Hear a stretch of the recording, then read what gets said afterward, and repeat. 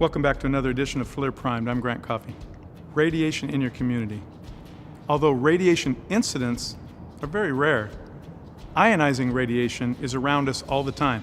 Here's the thing, knowing what type it is and where it is in your community can help you respond effectively and protect your personnel.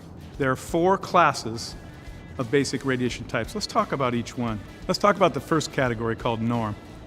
Norm stands for naturally occurring radioactive material. This is material that is around us everywhere. It's radionuclides in the soil and the air that have been around for a long time, very long half-lives. Fairly low in activity, but it's part of our annual dose. I'll give you a couple examples of where you can find that in the community. If somebody works with oil products, power plants, fertilizer plants, smelting plants, recycling, metal, that type of thing, you will get components of the earth dealing with that. Also, antique stores, old pottery, old watches with radium dials. Those are all part of that norm equation. There are lots of radiation sources in the community. One, again, is naturally occurring, but you won't know it's there until you turn on some sort of a detector like this GM, basically a Geiger counter. Let's look at a couple of these that you'll just see around that you don't know about.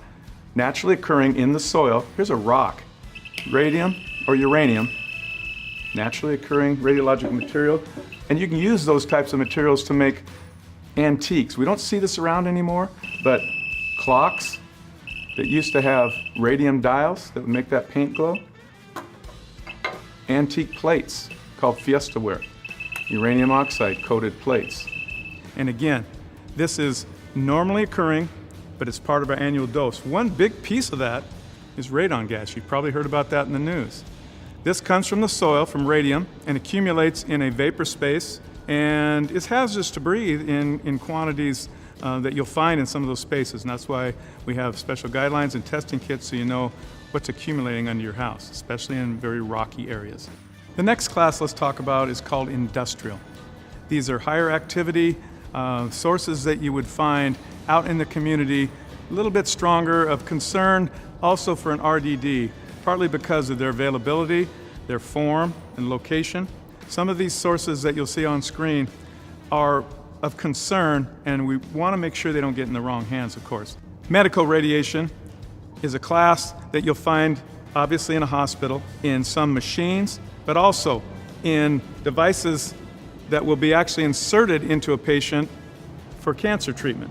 As long as it's in this pig here, the shielding, it's okay. Once it's out of that and in the person, it's actually fairly intense for a short period of time and can be detected outside that person out in the community. And it could be out amongst other people. If you get a hit in that case, you have to make sure you understand that it could be radiation of a medical type of a radionuclide inside that patient, and make sure you understand that as part of your situational assessment.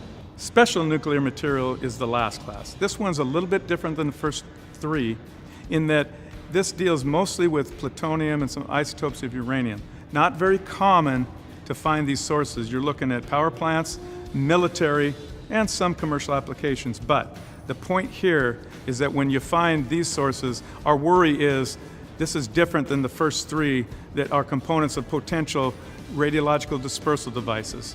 These are components potentially, if somebody got their hands on them, of fission devices. This is a nuclear bomb, an improvised nuclear bomb.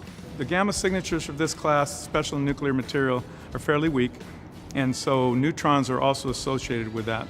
My message to you is if you're in an area where you have ports and different areas that you might come across something like this, it's important to have neutron capability as part of your detection array. What's the takeaway from this? The takeaway is basically knowing what type of radiation you're encountering and where it is in the community forms a little equation along with your detection equipment. Is this out of the ordinary or is it normal for me? We've got some additional material in one of our downloads that will help you flesh out a little bit more information about sources in your community. That's at FLIR.com/primed.